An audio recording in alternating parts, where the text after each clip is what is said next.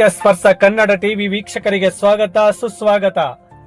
ಪಾಂಡವಪುರದ ಹಕ್ಕ ಕೆಫೆಗೆ ಜಿಲ್ಲಾ ಪಂಚಾಯಿತಿ ಸಿಇಒ ಅನಿರೀಕ್ಷಿತ ಭೇಟಿ. ಆಹಾರದ ಗುಣಮಟ್ಟ, ಸ್ವಚ್ಛತೆ ಪರಿಶೀಲನೆ.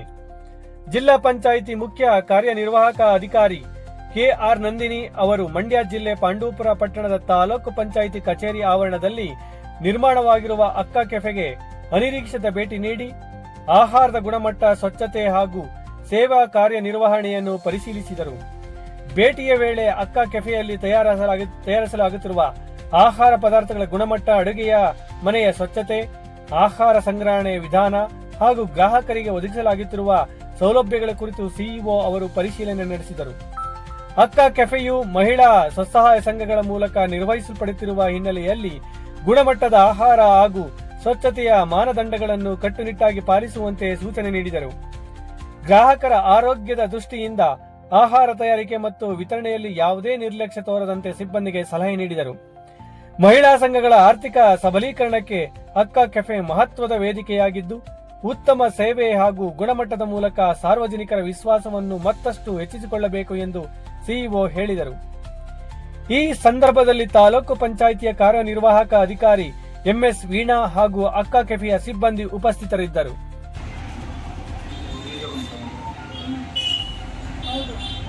ಇವತ್ತು ಇಲ್ಲಿ ಊಟ ವೇತನಗಳು ಜಾಸ್ತಿ ಹಾಗಾಗಿ ಇವೆಲ್ಲ ಸ್ವಲ್ಪ ಇಲ್ಲಿ ಲೋಕಲ್ ಅವ್ರಿಗೆ ಮತ್ತೆ ಅಲ್ಲಿ ಸ್ಟಾರ್ಟ್ ಇರ್ತದಲ್ಲ ಹಾಗಾಗಿ ಎಲ್ಲ ಕೊಟ್ಬಿಟ್ಟು ಹೌದಾ 150ಗೆ ಒಡೆ ಹಾಕಿ ಕೊಟ್ಟಿದ್ದೀವಿ ಆಗ್ತೈತಲ್ಲಮ್ಮ ಬುದ್ಧಿವಂತಿಕೆ ಉಪಯೋಗಿಸುವಂತದೇ ಅಂದರೆ ಬೆಳಗ್ಗೆ ಸ್ವಲ್ಪ ರಿಸ್ಕ್ ಅನಿಸ್ತೀವಿ ಅಂದ್ರೆ ಇದು ಊಟದ್ದು ಮತ್ತೆ ಇಲ್ಲಿದೆಯಲ್ಲ ಅವಾಗ ಶಾಪ್ ಮಾಡ್ತೀವಿ.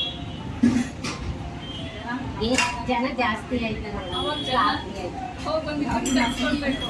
ನಾನು ಕರ್ಕೊಬೇಕು ಅವಾಗ, ಇಲ್ಲಾಂದ್ರೆ ಹಾಗೆ ಆಗುತ್ತೆ. ಅದೊಂದು 200 ಫೀಟ್ ಅಷ್ಟೇ ಅವಾಗ ಜನ ಕರ್ಕೊಬೇಕು. ಸ್ವಸಹಾಯ ಸಂಘ ಮಹಿಳೆಯರ ಪ್ರದರ್ಶನಕ್ಕೆ ದಿನಕ್ಕಿಷ್ಟು ಅಂತ ಕರ್ಕೊಬೇಕು.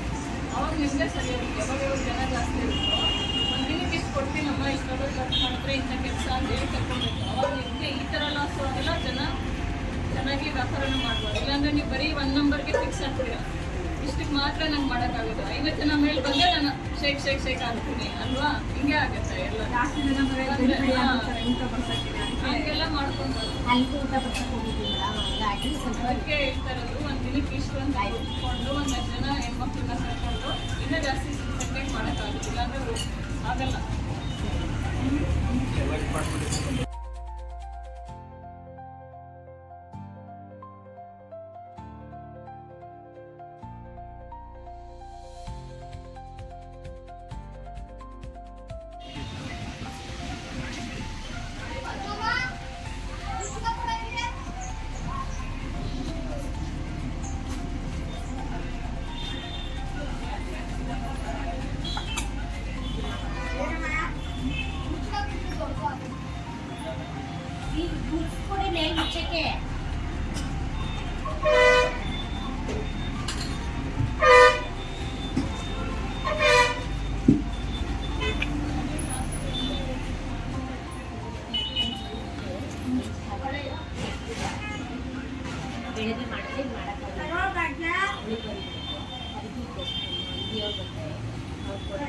ಬೆಳಗ್ಗೆ ಮಾಡಿದ್ರೆ ಉಳಿದ್ಬಿಟ್ಟಿರೋದು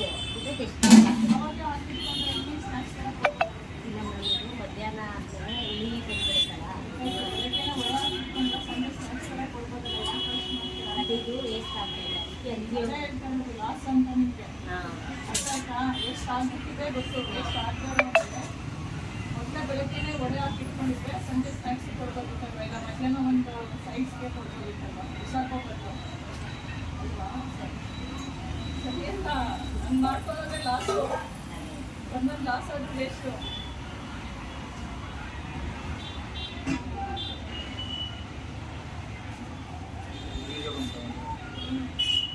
ಹೌದು ಇವತ್ತು ಇಲ್ಲಿ ಊಟ ವೇತನಗಳು ಜಾಸ್ತಿ ಹಾಗಾಗಿ ಇವೆಲ್ಲ ಸ್ವಲ್ಪ ಇಲ್ಲಿ ಲೋಕಲ್ ಅವ್ರಿಗೆ ಮತ್ತೆ ಅಲ್ಲಿ ಸ್ಟಾರ್ಟ್ ಇರ್ತದಲ್ಲ ಹಾಗಾಗಿ ಎಲ್ಲ ಕೊಟ್ಬಿಟ್ಟು ಹೌದಾ 150ಗೆ ಒಡೆ ಹಾಕಿ ಕೊಟ್ಟಿದ್ದೀವಿ ಆಗ್ತೈತಲ್ಲಮ್ಮ ಬುದ್ಧಿವಂತಿಕೆ ಉಪಯೋಗಿಸುವಂತದೇ ಅಂದರೆ ಬೆಳಗ್ಗೆ ಸ್ವಲ್ಪ ರಿಸ್ಕ್ ಅನಿಸ್ತೀವಿ.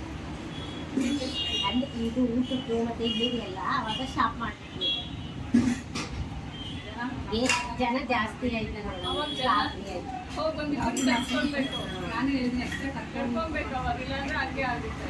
ಇವತ್ತೊಂದು 200 ಸೀಟ್ ಅಷ್ಟೇ ಊಟ ಮಾಡ್ತಾರೆ. ಅವಾಗ ಜನ ಕರ್ಕೊಳ್ಬೇಕು. ನಿಮ್ಮ ಸ್ವಸಹಾಯ ಸಂಘ ಮಹಿಳೆಯರ ಮಾರ್ಗದರ್ಶನಕ್ಕೆ ದಿನಕ್ಕೆ ಇಷ್ಟು ಅಂತ ಕರ್ಕೊಳ್ಬೇಕು. ಅವಾಗ ನಿಮಗೆ ಸರಿ ಹೋಗುತ್ತೆ. ಯಾವಾಗ ಜನ ಜಾಸ್ತಿ ಇರುತ್ತೋ ಒಂದು ದಿನಕ್ಕೆ ಇಷ್ಟು ಕೊಡ್ತೀನಮ್ಮ, ಇಷ್ಟೆಲ್ಲ ಖರ್ಚು ಮಾಡಿದ್ರೆ ಇಂಥ ಕೆಲಸ ಅಂತ ಹೇಳಿ ಕರ್ಕೊಳ್ಬೇಕು. ಅವಾಗ ನಿಮಗೆ ಈ ಥರ ಲಾಸು ಆಗಲ್ಲ, ಜನ ಚೆನ್ನಾಗಿ ವ್ಯಾಪಾರನೂ ಮಾಡ್ಬೋದು. ಇಲ್ಲಾಂದ್ರೆ ನೀವು ಬರೀ 1 ನಂಬರ್ಗೆ ಫಿಕ್ಸ್ ಆಗ್ತೀರಾ, ಇಷ್ಟಕ್ಕೆ ಮಾತ್ರ ನಂಗೆ ಮಾಡೋಕ್ಕಾಗೋದು. 50 ಜನ ಮೇಲೆ ಬಂದರೆ ನಾನು ಶೇಕ್ ಆಗ್ತೀನಿ ಅಲ್ವಾ? ಹಿಂಗೆ ಆಗುತ್ತೆ ಎಲ್ಲ. ಜಾಸ್ತಿ ಜನ ಊಟ ಬರ್ಸಕ್ಕೆ ಹಂಗೆಲ್ಲ ಮಾಡ್ಕೊಂಡು ಬರೋದು. ಅಲ್ಲಿಗೆ ಊಟ ಬರ್ಸಕ್ಕೆ ಹೋಗಿದ್ದೀನಿ ಹಂಗಾಗಿ ಸ್ವಲ್ಪ ಅದಕ್ಕೆ ಹೇಳ್ತಾ ಇರೋದು, ಒಂದು ದಿನಕ್ಕೆ ಇಷ್ಟು ಅಂತ ಇಟ್ಕೊಂಡು ಒಂದಷ್ಟು ಜನ ಹೆಣ್ಮಕ್ಳನ್ನ ಕರ್ಕೊಂಡು ಇನ್ನೂ ಜಾಸ್ತಿ ಸೆಲೆಕ್ಟ್ ಮಾಡೋಕ್ಕಾಗೋದಿಲ್ಲ, ಅಂದರೆ ಆಗಲ್ಲ.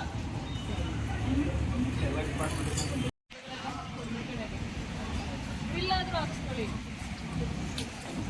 ಬಿಲ್ ಸ್ವಲ್ಪ ಹೈಟ್ ಮಾಡಿಸ್ಕೊಂಡಿದ್ರೆಲ್ಲ ನಿಮ್ಗೆ ಏನೋ ನೀವು ಯೂಸ್ ಆಗೋದೇ ಹಾಕ್ಕೊಳ್ಳಿ.